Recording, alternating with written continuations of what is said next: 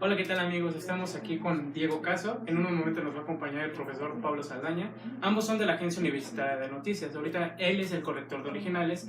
Ahorita nos va a brindar una pequeña entrevista acerca de su labor. Nosotros somos estudiantes de la Facultad de Ciencias Políticas y Sociales. Mi nombre es Alan. Mi nombre es Midoris. Mi nombre es Chabeli. Y bueno, comenzamos.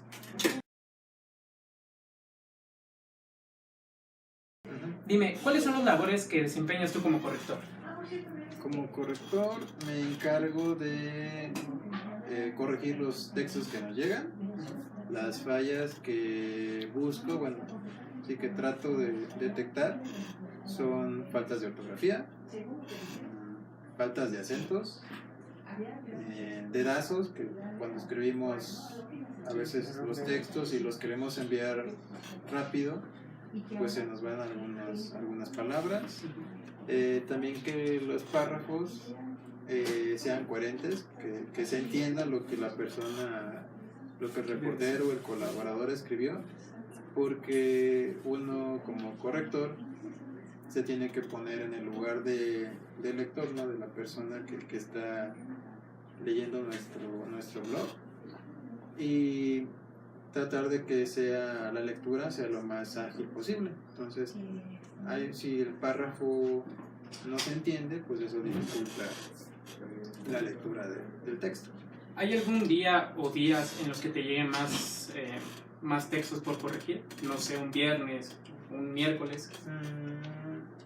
Por lo general, lo que son los fines de semana lunes, digamos, son los días más tranquilos, por así decirlo, y ya martes, viernes son cuando nos envían más despachos los colaboradores, ¿no? Por lo mismo de que es cuando hay más actividades. En ese sentido, la Agencia Universitaria de Noticias ¿tiene otro corrector o solo eres el único que trabaja en este por ahora nada más yo. Y bueno, Pablo a veces corrige, bueno, le da como una checada a otros textos, pero la mayoría sería yo. Perfecto. ¿Utilizas algún material de apoyo? En línea, a veces cuando tengo alguna duda sobre algún cuestión sobre ortografía, me voy a la RAE. Entonces, lo bueno de la tecnología es que ya puedes en internet consultar ciertas dudas que la RAE a veces responde en su cuenta de Twitter. No sé si ustedes siguen la cuenta de Twitter de la RAE, pero ahí ellos tienen como diálogo con sus seguidores. Si ellos les envían, oye RAE, tengo una duda sobre esta palabra, ¿lleva acento o no lleva acento? Y ya ellos responden, ahora sí que con un argumento bastante claro, porque esa palabra lleva o no lleva acento. Eso es una muy buena herramienta que tenemos. Otra sería el manual de estilo, aquí de la agencia, y que ya Pablo les hablará más a fondo sobre él.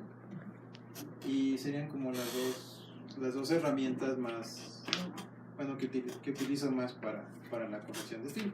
Entonces me imagino que, por ejemplo, de originales. De originales. Me imagino entonces que en la RAE sigues a fondo las actualizaciones que se vayan dando en estos años, que se han dado en estos años. Sí, digo, porque ahora las actualizaciones las ponen en su página, entonces las puedes seguir muchísimo más fácil. ¿Y tú para corregir textos utilizas algún tipo de simbología? No sé, rayar algo que no te parezca adecuado. Como la gran mayoría de los textos que corrijo lo hago aquí, lo hago en la computadora, no utilizo esta simbología de la que mencionas, ¿no? Pero, por ejemplo, párrafos que se tengan que no se entiendan, los marco en rojo. Verbos que se repitan, los trato de marcar en verde. Lo que hago en el caso de una nota, por ejemplo, se le da primero una primera leída, y en la segunda se marcan las palabras, cuestiones que se tengan que corregir, ya se hace, y ya se le da una última leída para ver si el texto quedó bien. Sería como la metodología. que utilizo para la corrección. ¿Y has tenido problemas después de corregir con la persona que te envió el texto? Que no le haya parecido lo que tú haces o problemas así. Tuvimos una entrevista que era con un fotógrafo. Se hizo la corrección. El texto, la entrevista era buena, solo que la forma en el que la colaboradora lo redactó era como muy literal, ¿no? Muy pregunta, respuesta, pregunta, respuesta. Y se trata de que no sea así. Se hizo la corrección, se subió al blog. Luego ella nos envió un correo diciéndonos, oigan, mi entrevistado tiene algunas observaciones sobre las correcciones que se hicieron. Entonces, dejen que él me envíe las observaciones y yo se las paso para que suban así el texto al blog. Nos mandó el correo con las observaciones y era el mismo texto que nos había enviado al principio. Entonces supusimos que debíamos de subirlo tal cual, ¿no? O sea, y se subió así, porque, o sea, no quisimos meternos como en problemas, ¿no? Sí, claro. Pero bueno, fue un caso, ¿no? De que la corrección no le gustó al entrevistado, entonces el entrevistado quería que el texto estuviera como lo había leído al principio, a pesar de que no fuera la mejor redacción. Pero sí, bueno, recuerdo ese caso. Sobre el texto que subieron de esa chica, ya no hubo como algún otro problema, porque también otra duda es, así lo subieron tal cual y ningún lector les dijo, pues es que a UNAM no redacta así, porque tiene estos fallos de redacción o demás. Tal cual lo pusimos como una nota al pie, como mencionas, de este texto se publicó... o a petición de... de que se publicó exactamente como nos fue enviado. No pusimos esa observación, pero creo que se hubiera sido recomendable para que, bueno, si a alguien le surgiera esa duda de, oigan, ¿por qué subieron ese texto así? Al leer la nota al pie hubiera sido, bueno, esta fue la razón de por qué se hizo así. Pero yo también considero que cuando nuestros colaboradores o alguien que desea acercarse a la agencia para que sus textos sean publicados, cuando ellos nos envían sus trabajos, se sobreentiende que ese trabajo va a ser leído por el corrector de originales, ya sea de este medio o de otro, y que ese corrector puede o no puede hacer modificaciones. Lo más probable es que sí se hagan, porque, bueno, correcciones. Lo más probable es que sí se hagan correcciones, porque el texto la necesite o porque el corrector lo considere. Pero yo creo que en un 99% de los casos el texto va a sufrir modificaciones y la persona que envía el texto debe entender eso. No, considero yo que no se lo deben de tomar como personal. Claro. Sí. Porque tú te pones en el papel del lector, ¿no? De que va a leer eso y ves... Sí, o sea, de la persona que a fin de cuentas lee el blog. Lo que quieres es que la lectura para ellos sea más rápida, más fácil. Entonces, si el texto no presenta errores y se entiende, pues la lectura va a ser de esa forma. Además de corregir como esos errores y demás, ¿tú verificas la información o haces como corte de párrafos? Sobre, por ejemplo, datos, que son, digo, la mayoría de las notas informativas, bueno, en todas, ¿no? Pero hago énfasis en las notas. Si hago como un chequeo de cifras, por ejemplo, que nos pongan alguna cantidad de dinero o alguna fecha o algo, trato de checar que esté correcto, porque a fin de cuentas si publicamos un reportaje donde publicamos una cifra y resulta que ese número es incorrecto, la reclamación vendría hacia nosotros, ¿no? Entonces, lo que son cifras, sí, bueno, porque se puede checar aquí en internet, ¿no? En el caso de declaraciones, que también se puede dar el caso, si la persona que fue entrevistada o la persona de la que se toma la declaración no estuviera conforme con lo que se dijo, nosotros recurrimos primero al colaborador, porque suponemos que él tiene la entrevista o la declaración grabada. Entonces le decimos, oye, tuvimos este problema, ¿nos puedes enviar la transcripción del texto? Entonces, si al corroborar la transcripción con lo que se publicó encontramos que no hay que el reclamo no es válido, pues entonces no procede. Pero si hay una discrepancia entre la transcripción y lo que se publicó, entonces sí se tiene que hacer la modificación, ¿no? Y ¿cuántos textos revisas por día? Bueno, también depende de cuántos textos nos lleguen, porque hay semanas en que nos llegan mínimo como 10 y hay otras donde el número baja, ¿no? Entonces, tal cual no te podría decir como cuántos textos por día. A lo mejor la duración de la corrección, ¿no? Por ejemplo, en notas sería un aproximado de media hora por nota. Digo, entre que se lee 3 veces, el chequeo de datos. En entrevistas, porque bueno, son un poco más largas, a lo mejor 1 hora. Y en el caso de los reportajes, que son los más extensos, 1 hora y media. Okay. Igual con crónicas, yo creo que sería la misma duración de una nota, como media hora. Y bueno, ¿alguna vez ya publicados los textos que te mandan no ha habido como reclamaciones de, oye, este dato está mal? Y si sí, como, ¿qué acción toman ustedes? Y si llega a haber represalias contra ti como corrector, que se supone que ya revisaste ese texto. Hubo un texto, una entrevista con un conductor de Foro TV, pero en ese caso el reclamo fue más porque al momento en que el colaborador lo vio en el blog, pues es como que si lo hubiera visto con las correcciones, o sea, con todas las notas que a veces hago, entonces fue así como, ¿qué pasó? Pero digo, lo volví a checar y lo modifiqué.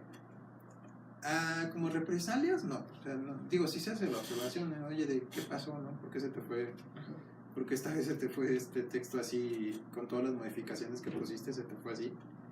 Pero no hay como una, como dices tú, represalia. Un castigo, ¿no? Sí, no. Sí se hace la observación de, bueno, para que no vuelva a pasar. Pero una represalia tal cual, no.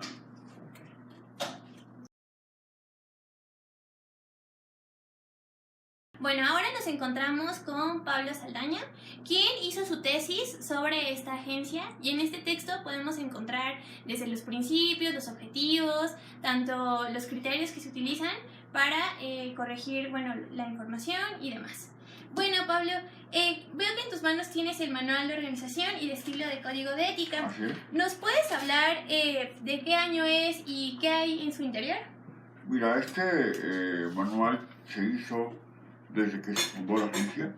Lo redactó principalmente la profesora Paula Guerrero. Y bueno, ella en la elaboración del manual se preocupó porque fuera la médula espinal del proyecto. Es que aquí encontramos todos quienes colaboran y se acercan al proyecto, bueno, lo básico de los principios, la visión, la misión, y todas las observancias que como medio, y más allá de como medio de comunicación, sino como medio de comunicación universitario, deberíamos observar para regir nuestro trabajo periodístico.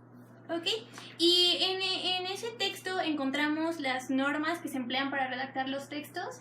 Así es, vienen las normas. Realmente el trabajo el manual de estilo como tal es muy general en el sentido de las recomendaciones que puede dar, ¿no? Porque se aboca sobre todo a lo que es la ética y la organización, Okay. ¿no? Es decir, ¿por qué? Porque como manual de estilo, recordemos que un corrector de estilo no corrige el estilo, Claro. ¿no? Entonces, más allá de eso, lo que este manual intentó hacer es dotar de identidad al medio, ¿no? Dando como puntos básicos de cómo se debe presentar una nota, pero sobre todo los puntos éticos de lo que el periodista universitario debe ser, ¿no? Para que, más allá de cómo redactes una nota en particular, qué deba llevar ese texto de esencia, ¿no? en cuanto a lo que se busca como periodistas universitarios. Sí, pero respecto al tratamiento de esos textos, ¿qué lineamientos hay además de la ética? Me refiero más que al contenido, como a esos aspectos como el título, la forma de abordar lo que dicen los entrevistados, cuándo usar ciertos signos, cuándo no. A eso voy. Bueno, ahí en ese sentido tiene como lo muy básico, decía yo, de cómo utilizar correctamente pues, algunas palabras, los titulares, cómo se construyen, como lo básico, ¿no? De que no deben ser de máximo 10 palabras, de que el uso de gerundio, el uso de acentuación, de verbos, de asignación, hacia las declaraciones, las personas, ¿no? Un poco de riqueza de vocabulario y demás. Sobre todo se aporta, si lo puedes ver tú aquí, ¿no? Cómo se hace la diferenciación de verbos, porque muchas veces cuando empezamos a redactar notas, todo es dijo, ¿no? Claro. El funcionario dijo que, posteriormente dijo que, después dijo que, y al finalizar dijo que, ¿no? Entonces, bueno, aquí vienen algunas recomendaciones también de esa riqueza de vocabulario que se debe emplear, ¿no? Que empezar a distinguir que no es lo mismo dijo que exclamó, que puntualizó, ¿no? Claro. Esos detallitos finos, pero, repito, lo hace como muy, aunque es muy puntual y muy preciso, no es lo realmente profundo de este manual, porque en teoría, como periodistas, aunque estemos en formación, lo sabemos, ¿no? Es decir, el manual solamente es un respaldo para que los alumnos en aulas ya están aprendiendo y están profundizando y desarrollando, ¿no? Solamente es como ok, ustedes ya anteriormente en el plan de estudios había algo que se llamaba talleres de redacción, y la idea de este manual es, ustedes ya vieron en talleres de redacción estas normas de acentuación, de ver con manejo de verbos, de tiempos verbales, etcétera, etcétera, ¿no? Esos son solamente unos puntos finos para trabajar en las notas de la agencia. No es un manual de redacción como tal, ¿no? Entonces, por eso habría que entender que, después de tu pregunta, no vas a encontrar en él cosas muy generales, ¿no? Sino mucho más precisas de verbos de asignación, ¿no?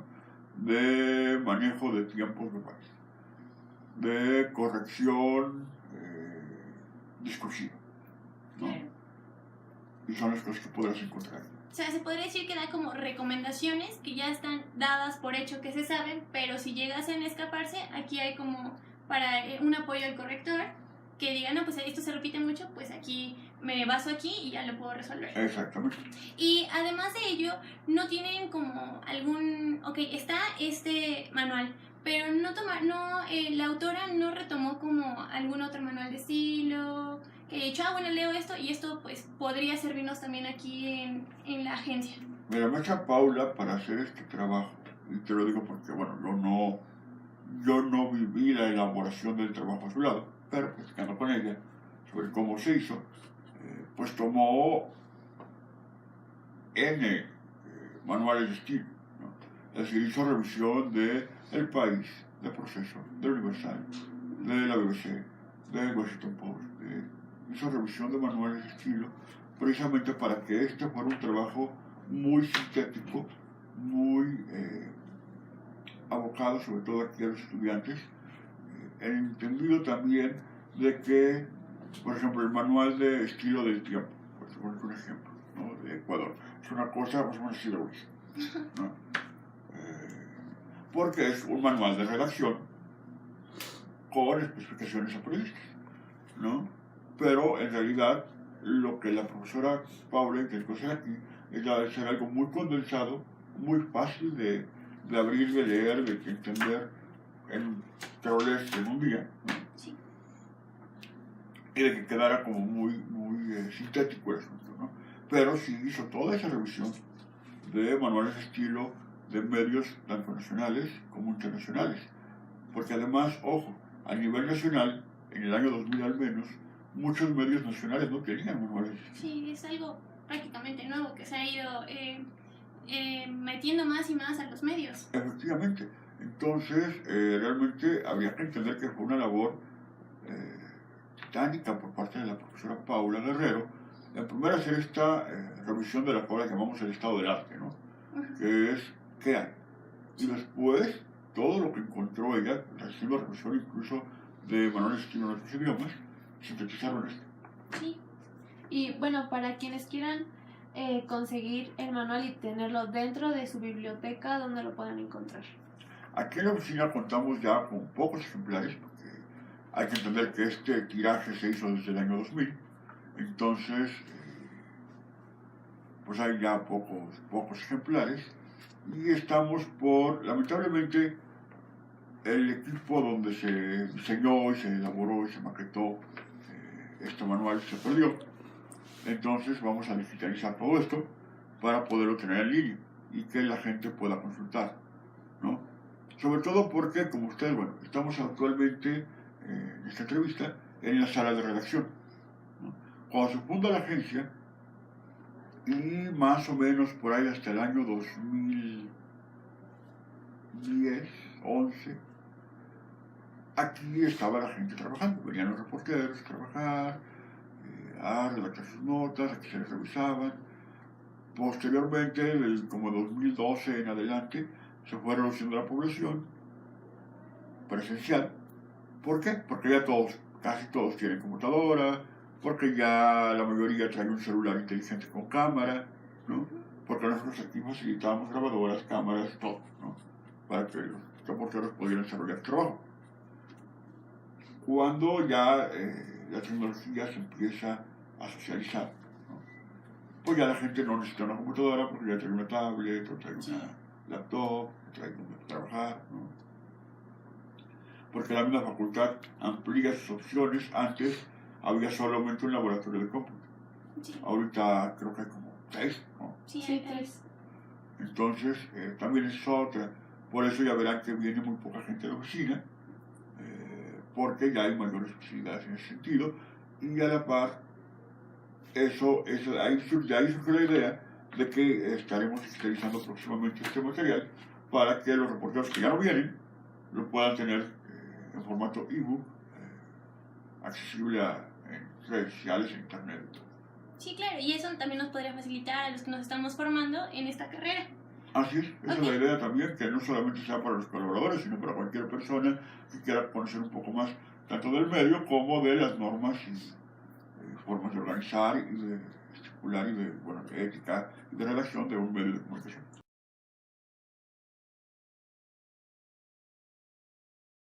Bueno, dinos, digo, aquí quienes mandan sus notas redactan los títulos de ellas o tú también te encargas de ello. Bueno, nos las envían con su título. Por lo general tratamos de que sean títulos cortos, ¿no? Porque si es un título kilométrico, pues no resulta atractivo. Lo ideal es que sean de 10 palabras y digamos, si ya no se pueden 10, mucho 12 palabras, ¿no? Porque también por el formato por el formato del blog, si son más de 12 palabras, entonces en lugar de hacerse 2 líneas se hacen 3, entonces te digo, no resulta atractivo, ¿no? Entonces se trata de que sean titulares de 10 o 12 palabras a lo mucho. Sí, y en cuanto a titulación también hay algún aspecto específico, ya sea de manera general o de particular. Por ejemplo, digamos con este titular de Edgar Urbina, cuando son declaraciones, cuando se toma el titular de una declaración literal, va entrecomillado. En este caso, como la declaración era muy larga, lo que se hizo fue parafrasearlo. Y en este caso, si es paráfrasis, entonces no va entrecomillado. O sea, nada más se toma como la declaración del entrevistado y se modifica un poco. Entonces, en cuanto al título, va a depender de lo que se diga, si ya se va a privilegiar la declaración o se va a empezar con verbo. En el caso de... si el reportero, el colaborador, nos lo envía con la declaración al inicio, sí, se privilegia la declaración, ¿no? Que sea, bueno, sobre todo si es una declaración importante, como en este caso, ¿no? Candidatos independientes legitiman el Partido Cárcel Mexicano, o sea, tiene un impacto muy, muy importante. Hay otros, por ejemplo, en el que son inauguraciones de exposiciones, de muestras fotográficas. En ese caso, la declaración pues no tendría mucho caso en el título, entonces se privilegia, por ejemplo, puede ser ya sea la exposición o el lugar en el que se está desarrollando se desarrolló la inauguración, el evento, por así decirlo. Bueno, y ahora ya adentrándonos un poquito más a esta profesión de corrector, ¿tú crees que sea, bueno, para las futuras generaciones que quieran dedicarse también a corregir, crees que sea más fácil o más difícil en cuanto al campo laboral? Yo creo que tal cual la profesión del corrector de originales se va a seguir manteniendo, porque finalmente necesitas una persona que se dedique, que se ponga en el lugar del lector y corrija estos textos para que el lector tenga un producto de mejor calidad, ¿no? Entonces, desde ese punto de vista, yo creo que el corrector de originales tiene trabajo para rato. A esto aumentale el hecho de que ahora no solo hay medios, digamos, el periódico, ¿no? Ya sea el Universal, Reforma, ya hay medios también digitales, hay medios digitales que se especializan en diversas fuentes, en reportes, en espectáculos. Entonces, la oferta de trabajo ha crecido muchísimo. Entonces, todos esos nuevos medios necesitan un corrector de originales, ¿no? Entonces, yo desde ese punto de vista creo que el campo laboral ahora es muchísimo más grande y digo, eso es positivo, ¿no? Para los correctores de originales. Y también, ¿cuál crees que sea la primera dificultad o una de las dificultades que presentan ustedes como correctores? De los problemas que considero que podríamos enfrentar sería el de la inmediatez, porque debido a la tecnología existe como que esta presión por publicar la información de lo más rápido que se pueda, ¿no? Entonces a lo mejor el hecho de que tengas como que esta presión puede hacer que no desarrolles o no hagas tu trabajo de forma correcta, ¿no? Yo creo que sería la principal, porque digo, en cualquier trabajo, si lo haces a la carrera, puede que cometas errores. Y bueno, aunado a esto del tiempo, sobre la veracidad también va a ser el problema, ¿no? Sí, porque te digo, por ejemplo, para el chequeo de datos, en el caso de que ya se tenga que subir y no checaste X dato y confías en que, bueno, a lo mejor está bien, pero resulta que no, entonces esto genera problemas con la veracidad de los datos, la veracidad de las declaraciones.